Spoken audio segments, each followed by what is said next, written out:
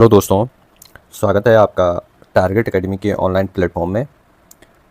तो ये आपका प्रैक्टिस सेट 2 का सॉल्यूशन लेके आए हैं हम। तो चलिए शुरू करते हैं आज का सेशन। क्वेश्चन नंबर 1 है आपका, निम्नलिखित में से किस वर्ग का उच्चारण तालु से होता है। तो देखिए, आपको इसमें से दो तीन चीज़ें याद रखनी है। हमें पता है हमारे 5 वर्ग हैं और इसमें 25 वर्ण हमारे होते हैं। और इसकी ट्रिक जो है आपको ऐसे याद रखनी है, क च ट त प, ये 5 वर्ग है आपके। और शॉर्ट ट्रिक इसकी ये है कि आपको याद रखनी KTM 2 इसके आगे लिख देना, KTMDO 2। तो जो का वर्ग है आपका वो कंठ है, जो चा वर्ग है वो तालु है, जो ता वर्ग है वो मुर्दा है, और जो ता वर्ग है वो दंत है, और पा वर्ग आपका ओष्ठ है। तो आपको इस क्वेश्चन में पूछा है कि किस वर्ग का उच्चारण तालु से होता है। तो इसमें जो चा वर्ग है वो आपका तालु से है। बाकी इसके साथ आपको याद रखना है कि जो चा वर्ग है उसको स्पर्श संघर्षी वर्ग भी बोला जाता है। चलिए नेक्स्ट क्वेश्चन है आपका, एक ढंगा से साक्षात्कार नामक गढ़वाली काव्य के लेखक हैं। तो इसका राइट आंसर होगा आपका नेत्र सिंह असवाल। नेत्र सिंह असवाल एक ढंगा से साक्षात्कार के लेखक हैं। वहीं आपको इसमें 2-3 चीज़ें और याद रखनी है कि जो तारादत्त गैरोला है, इनकी प्रसिद्ध रचना है एक सदेई। वहीं इनका जो जन्म है वो टिहरी के बडियारगढ़ एरिया है जो उसमें हुआ है, और निकला था 1901 में जो गढ़वाली यूनियन की स्थापना हुई थी उसके द्वारा 1905 में गढ़वाली समाचार पत्र निकाला गया था और उससे ये जुड़े हुए थे। वहीं अगर रमाकांत बेंजवाल की बात की जाए तो इनकी एक प्रसिद्ध रचना है गढ़वाली भाषा की शब्द संपदा। चलिए नेक्स्ट क्वेश्चन है आपका, स्वार्थ का संधि विच्छेद होगा। तो इसमें से आपको चुनना है स्वार्थ का संधि विच्छेद। तो इसका सही आंसर होगा आपका ऑप्शन नंबर बी, स्व प्लस अर्थ, इसका राइट आंसर होगा। वहीं इसमें आपको देखना स्व आ प्लस आ का मेल हुआ है, और यह आपका दीर्घ संधि का उदाहरण है, दीर्घ संधि। नेक्स्ट क्वेश्चन है आपका, निम्न में से कौन सा शब्द अरबी भाषा का नहीं है। तो इसमें से आपको अरबी भाषा का शब्द जो नहीं है वो चुनना है। तो लिफाफा अरबी भाषा का शब्द है, इस्तीफा अरबी भाषा का शब्द है, हजम आपका अरबी भाषा का शब्द है, चमच यहाँ पे आपका तुर्की भाषा का शब्द होगा, तुर्की। वहीं अगर तुर्की के अन्य शब्दों की बात की जाए तो इसमें बेगम, उस्ताद, खच्चर, कैंची, बाल्टी, तौलिया, गोभी, ये सारे शब्द आपके तुर्की भाषा के शब्द हैं जो हिंदी में प्रयुक्त होते हैं। वहीं अरबी भाषा के अन्य शब्दों की बात की जाए तो इसमें आफत, आदमी, इज्जत, इत्र, कब्जा, गवाह, फैसला, जुर्म आदि शब्द आपके अरबी भाषा के शब्द हो जाएंगे। अगला क्वेश्चन आपका, निम्नलिखित में से भाववाचक संज्ञा चुने। तो इसमें आपको भाववाचक संज्ञा चुननी है। इसमें थोड़ा मिस्टेक हो रखी है, ये आपका रॉन्ग आंसर है। लड़का हो गया, ईंट हो गया, भीड़ हो गया, इनमें से कोई भी आपका भाववाचक संज्ञा नहीं है। इसमें से जो राइट आंसर होगा आपका चिड़चिड़ाहट। चिड़चिड़ाहट आपकी एक भाववाचक संज्ञा है। लड़का आपका जातिवाचक संज्ञा हो गया, भीड़ आपकी समूहवाचक संज्ञा होगी, ईंट आपकी द्रव्यवाचक संज्ञा हो गई, और चिड़चिड़ाहट आपकी इसमें भाववाचक संज्ञा होगी। अगला क्वेश्चन है आपका, अपने से बड़ों का आदर करना चाहिए। इसमें आपको सर्वनाम की पहचान करनी है। तो इसमें ऑप्शन है आपके संबंधवाचक सर्वनाम, प्रश्नवाचक, निजवाचक, निश्चयवाचक। तो इसका राइट आंसर होगा आपका निजवाचक। निजवाचक अपनों से या स्वयं, अपने आप ऐसे शब्द इसमें आते हैं, तो उसमें आपका निजवाचक सर्वनाम हो जाता है। अगला क्वेश्चन है आपका, निम्नलिखित में से एक वाक्य में प्रविशेषण उपस्थित नहीं है। आपको ऐसा वर्ड चुनना है जिसमें प्रविशेषण उपस्थित नहीं है। देखो दोस्तों, आपको इसमें जब भी क्वेश्चन पेपर आप अटेम्प्ट करने जाते हैं, कोई भी पेपर हो, उसमें सबसे पहले आपको एक चीज़ का ध्यान रखना है कि क्वेश्चन में देखना है कि आपको नहीं है पूछा है या है पूछा है। क्योंकि बहुत सारे लोगों का इसमें मिस्टेक हो जाती है, बहुत सारे लोग इससे गलत करके आते हैं कि वो नहीं पढ़ते हैं इसमें से। तो आपको सबसे पहले क्वेश्चन जब भी आप पढ़े तो आपको ये ध्यान रखना है कि उसमें नहीं तो नहीं लिखा है, तो इस चीज़ का आप ध्यान रखें। तो आपको इसमें से चुनना है कि प्रविशेषण उपस्थित नहीं है, किस वाक्य में आपका प्रविशेषण का उपयोग नहीं हुआ है। तो पहला पहला ऑप्शन है आपका, यह अति सुंदर पौधा है, यह अति सुंदर, तो सुंदर इसमें विशेषण हो गया, अति इसमें आपका प्रविशेषण हो गया। जो शब्द विशेषण की भी विशेषता बताए तो आपका प्रविशेषण कहलाता है। वहीं पेड़, वह लंबा पेड़ है, चलो इसे अभी रहने देते हैं।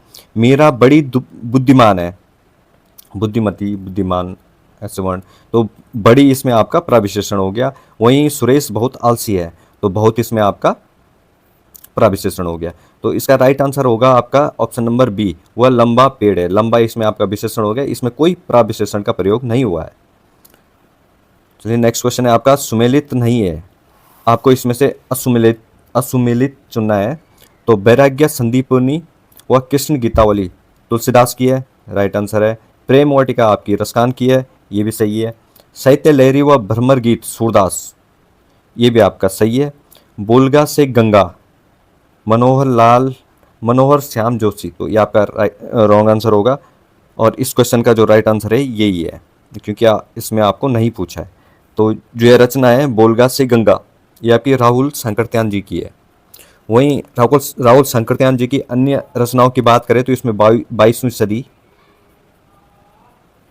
भागो नई दुनिया बदलो, दुनिया को बदलो, और घुमक्कड़ शास्त्र जैसे रचनाएं हैं। अगला क्वेश्चन है आपका, इसमें सही कूट का चयन करें। इसमें कौरबी, मगही, बघेली, मेवाती। जो कौरबी है आपकी, कौरबी आपकी होगी पश्चिमी हिंदी की, 1 का 2। मगही होगी आपकी बिहारी की, 2 का 3। बघेली होगी आपकी पूर्वी हिंदी की, तो सी का हो गया 1, 3, 1। और मेवाती होगी आपकी राजस्थानी, 4 का 4, 2, 3, 1, 4, 2, 3, 1, 4 आपका ऑप्शन नंबर सी में है, तो आपका राइट आंसर होगा। इसको आपको पूर्वी हिंदी में आपको ध्यान रखना है, ABC, अवधी, बघेली, छत्तीसगढ़ी आपकी पूर्वी हिंदी में आती है। वहीं बिहारी में आपकी मगही, भोजपुरी, ये वाली बोलियां आती है। अगला क्वेश्चन है आपका, 200 रुपये में कौन सा विशेषण निहित है। तो 200 रुपये, इसमें आपको पूर्ण संख्या दी हुई है, तो इसमें आपका राइट आंसर होगा पूर्ण संख्या बोधक, इसका राइट आंसर होगा। अगला क्वेश्चन है आपका, राम की गाय चरती है, राम की गाय, तो इसमें संबंध बता रहा है कि किसकी गाय है, राम की गाय है, तो इसमें कौन सा कारक होगा आपका, संबंध कारक। वहीं करण कारक में आपका साधन का बोध होता है। अधिकरण में आपको ध्यान रखना है कि एक आधार का बोध होता है, के ऊपर के नीचे ऐसा करके आधार या स्थान का बोध होता है। कर्ता में तो आपको पता होगा, जो कोई कार्य करता है उसके बारे में उल्लेख होता है। अगला क्वेश्चन है आपका, धड़ाक में प्रत्यय है, धड़ाक, धड़ प्लस आक, धड़ाक, तो इसमें आक प्रत्यय हो जाएगा, ऑप्शन नंबर डी आपका सही आंसर होगा। अगला क्वेश्चन है आपका, ऋषि का स्त्रीलिंग है, ऋषि का स्त्रीलिंग, तो ऋषि का स्त्रीलिंग होता है आपका ऋषि प्लस का, ऋषि का, ऑप्शन नंबर सी इसका राइट आंसर होगा। अगला क्वेश्चन है आपका, कृष्णसार किसका अनेकार्थी शब्द है। तो आपको इसमें ध्यान रखना है, जो कृष्णसार है वो आपका हिरण का अनेकार्थी शब्द होता है। वहीं हिरण के अनेक अलग जो और अनेकार्थी शब्द है या पर्यायवाची बोल सकते हैं आप उनको सारंग, कुरंग, मिर्ग, चारुलोचन। वहीं सर्प की बात की जाए तो नाग, भुजंग, विषधर, उरग या पन्नग। सिंह की बात की जाए तो पंचानन, केसरी, केहरी, मृगेंद्र, शार्दुल आपके सिंह के पर्यायवाची हो गए। मोर के भी सारंग, मोर का भी पर्यायवाची होता है। वहीं नर्तक, प्रिया, मयूर, ये आपके मोर के पर्यायवाची अनेकार्थी शब्द बोल सकते हैं इन्हें। अगला क्वेश्चन है आपका, सूक्ष्म का विलोम शब्द है। सूक्ष्म का विलोम शब्द होगा आपका स्थूल, सूक्ष्म और स्थूल। बड़ा का छोटा हो गया, विशाल का विशाल का आपका लघु हो गया, ठीक है, और मोटा का आपका छोटा हो गया या पतला हो गया, सॉरी पतला। अभय और उभय शब्द युग्म का सही अर्थ बताइए।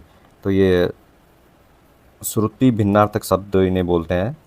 तो अभय हो गया आपका, अभय मतलब अ प्लस भय, जो भय से परे हो, अभय निर्भय। तो इसका राइट आंसर होगा आपका निर्भय, जिससे कोई भय ना हो।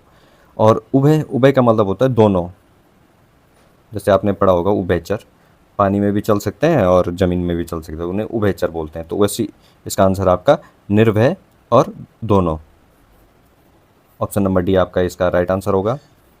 अगला क्वेश्चन है आपका, रावण सिर सरोज बनवारी चली रघुबर सीली मुखधारी। तो इसमें अलंकार चुनना है आपको। तो इसका राइट आंसर जो होगा आपका श्लेष। श्लेष का अर्थ है चिपका हुआ,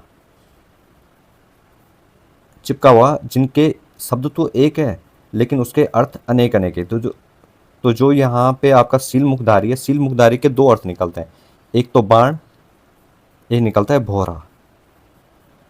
और इस शब्द में ये अलग अलग अर्थ दे रहा है। जैसे भौरा, आप इसे दोबारा पढ़ेंगे, रावण सिर सरोज बनवारी चली रघुवीर सील मुखधारी।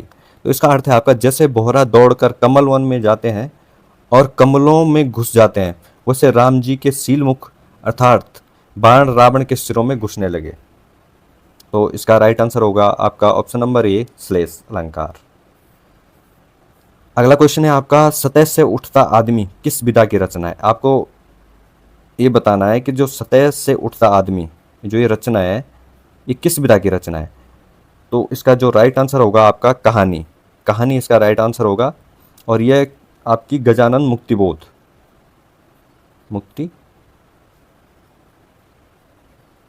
मुक्तिबोध जी की रचना है। वहीं इनकी अन्य रचनाओं की बात की जाए तो भूरी भूरी खाक धूल, सतह से उठता आदमी, काठ का सपना, विपात्र, एक साहित्यक की डायरी इनकी प्रमुख रचनाओं में से है। अगला क्वेश्चन है आपका, कौन सा कुमाऊनी शब्द सुमेल नहीं है। आपको इसमें ऐसा शब्द चुनना है जो जिसका अर्थ उससे मैच नहीं हो रहा है। तो इसमें आपको दिख रहा होगा कि जैसे ऑप्शन नंबर एक मुरुली, बांसुरी, तो ये राइट आंसर है। छीट, बूंद, ये भी आपका राइट आंसर है। नरे का अर्थ आपका याद होता है कुमाऊनी में। बाट का अर्थ वर्षा दिया हुआ है इन्होंने, लेकिन ये इस क्वेश्चन का आंसर है क्योंकि इसमें नहीं पूछा है। तो right answer option number D, बाट वर्षा। तो जो बाट होता है उसका अर्थ होता है रास्ता, बाटू, बाट, ठीक है। और चलो अगला क्वेश्चन है आपका, किसी समाचार संगठन में काम करने वाला नियमित वेतनभोगी कर्मचारी क्या कहलाता है। तो जो नियमित वेतनभोगी कर्मचारी होता है वो आपका पूर्णकालिक पत्रकार कहलाता है। वहीं जो अंशकालिक पत्रकार होता है वो निश्चित मानदेय पर निश्चित समय के लिए, मतलब एक कॉन्ट्रैक्ट बेस पे काम करता है।